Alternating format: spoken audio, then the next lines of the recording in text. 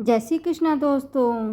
दोस्तों आप मंदिर में जाके ईश्वर की उपासना कर सकते हैं या चाहे तो आप अपना काम करते हुए भी श्री कृष्ण भगवान को मन में रख कर सकते हैं। दोनों तरह की भक्ति में फ़र्क नहीं है, लेकिन कृष्ण भगवान कर्म योग को अधिक महत्व देते हैं। अगर आप अपना हर काम कृष्ण भगवान को समर्पित करते हुए करते हैं तो काम का काम और श्री कृष्ण भगवान का नाम भी हो जाएगा। तो चलिए शुरू करते हैं 12वां अध्याय भक्ति योग। अर्जुन बोले, जो अनन्य प्रेमी भक्तजन पूर्वोक्त प्रकार निरंतर आपके भजन ध्यान में लगे रहकर आप सगुण रूप परमेश्वर को और दूसरे जो केवल अविनाशी सच्चिदानंदन निराकार ब्रह्मा को ही अति श्रेष्ठ भाव से भजते हैं, उन दोनों प्रकार के उपासकों में अति उत्तम योगवेत्ता कौन है? श्री भगवान बोले, मुझ में मन को एकाग्र करके निरंतर मेरे भजन ध्यान में लगे हुए जो भक्तजन अतिशय श्रेष्ठ श्रद्धा से युक्त होकर मुझ सगुण रूप परमेश्वर को भजते हैं, वे मुझको योगियों में अति उत्तम योगी मान्य है। परंतु जो पुरुष इंद्रियों के समुदाय को भली प्रकार वश में करके मन बुद्धि से परे सर्वव्यापी अकथनीय स्वरूप और सदा एक रस रहने वाले नित्य अचल निराकार अविनाशी सच्चिदानंदन ब्रह्मा को निरंतर एक ही भाव से ध्यान करते हुए भजते हैं, वे संपूर्ण भूतों के हित में रत और सब में समान भाव वाले योगी मुझको ही प्राप्त होते हैं। उन सच्चिदानंदन निराकार ब्रह्मा में आसक्त चित्त वाले पुरुषों के साधन में परिश्रम विशेष है, क्योंकि देहाभिमानियों के द्वारा अव्यक्त विषय गति दुखपूर्वक प्राप्त की जाती है। परंतु जो मेरे परायण रहने वाले भक्तजन संपूर्ण कर्मों को मुझे अर्पण करके मुझ सगुण रूप परमेश्वर को ही अनन्य भक्ति योग से निरंतर चिंतन करते हुए भजते हैं, हे अर्जुन, उन मुझ में चित्त लगाने वाले प्रेमी भक्तों का मैं शीघ्र ही मृत्यु रूप संसार समुद्र से उद्धार करने वाला होता हूँ। मुझ में मन को लगा और मुझ में ही बुद्धि को लगा, इसके उपरांत तू मुझ में निवास करेगा, इसमें कुछ भी संशय नहीं है। यदि तू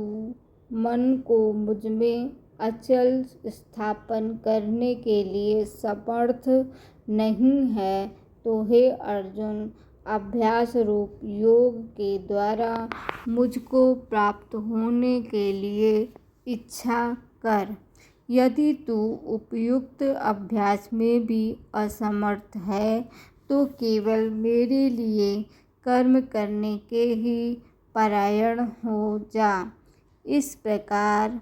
मेरे निर्मित कर्मों को करता हुआ भी मेरी प्राप्ति रूप सिद्धि को ही प्राप्त होगा।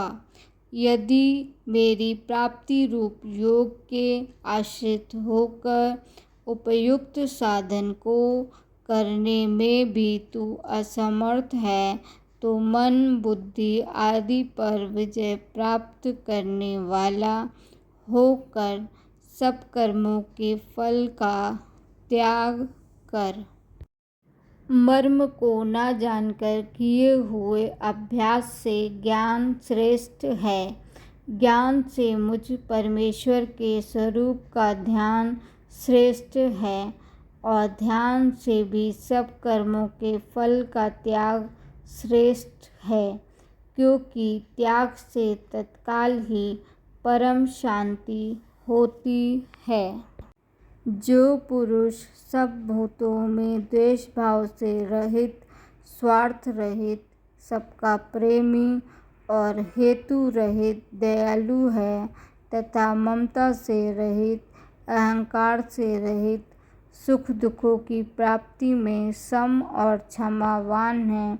अर्थात अपराध करने वालों को भी अभय देने वाला है, तथा जो योगी निरंतर संतुष्ट है, मन इंद्रियों सहित शरीर को वश में किए हुए है और मुझ में दृढ़ निश्चय वाला है,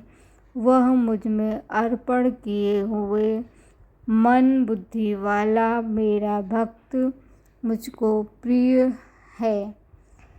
जिससे कोई भी जीव उत्तेजना को प्राप्त नहीं होता और स्वयं भी किसी जीव से उत्तेजना को प्राप्त नहीं होता, तथा जो हर्ष, अमर्ष, भय और उत्तेजना से रहित है, वह भक्त मुझको प्रिय है। जो पुरुष आकांक्षा से रहित, बाहर भीतर से शुद्ध, चतुर, पक्षपात से रहित और दुखों से छूटा हुआ है, वह सब आरंभों का त्यागी मेरा भक्त मुझको प्रिय है। जो न कभी हर्षित होता है, न द्वेष करता है, न शोक करता है, न कामना करता है, तथा जो शुभ और अशुभ संपूर्ण कर्मों का त्यागी है, वह भक्ति युक्त पुरुष मुझको प्रिय है। जो न कभी हर्षित होता है, न द्वेष करता है, न शोक करता है, न कामना करता है, तथा जो शुभ और अशुभ संपूर्ण कर्मों का त्यागी है, वह भक्ति युक्त पुरुष मुझको प्रिय है। जो शत्रु मित्र में और मान अपमान में सम है तथा सर्दी गर्मी सुख दुख आदि द्वंद्वों से सम है और आसक्ति से रहित है, जो निंदा स्तुति को समान समझने वाला, मननशील और जिस किसी प्रकार से भी शरीर का निर्वाह होने में सदा ही संतुष्ट है और रहने के स्थान में ममता और आसक्ति से रहित है, वह स्थिर बुद्धि भक्तिमान पुरुष मुझको प्रिय है। परंतु जो श्रद्धायुक्त पुरुष मेरे परायण होकर इस ऊपर कहे हुए धर्ममय अमृत को निष्काम प्रेम भाव से सेवन करते हैं, वे भक्त मुझको अतिशय प्रिय हैं। इस प्रकार उपनिषद, ब्रह्मा विद्या तथा योग शास्त्र रूप श्रीमद् भगवत गीता के श्री कृष्ण अर्जुन संवाद में भक्ति योग नामक 12वां अध्याय संपूर्ण हुआ।